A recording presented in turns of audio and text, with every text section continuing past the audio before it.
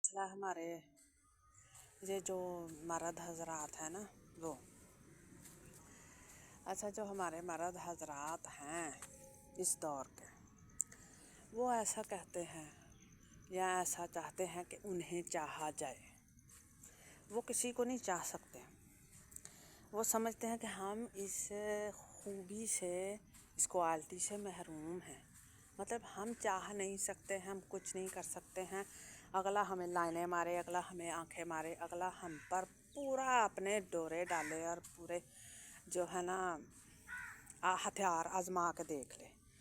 ہم تو بھائی جو ہے نا کچھ بھی نہیں کر سکتے، اب اور اس سے زیادہ کیا کہا جائے۔ لیکن انہیں یہ بھی تو کوئی سمجھانے والا ہو کہ انی دیو پتو،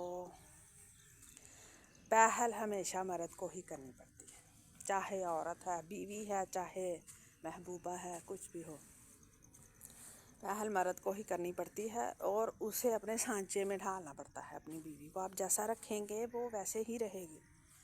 آپ اس کے ساتھ، آپ اسے یہ نہیں کہہ سکتے کہ اتنے سال ہو گئے مجھے تیرے ساتھ رہتے ہوئے۔ اس نے جو آپ میں دیکھا ہے، جو آپ نے آپ کے گھر میں دیکھا ہے، تو وہ ویسے ہی ریئیکٹ کرے گی نا۔ تو آپ یہ کبھی نہیں کہہ سکتے ہیں کہ مجھے چاہا جائے، میں کسی کو نہیں چاہوں گا۔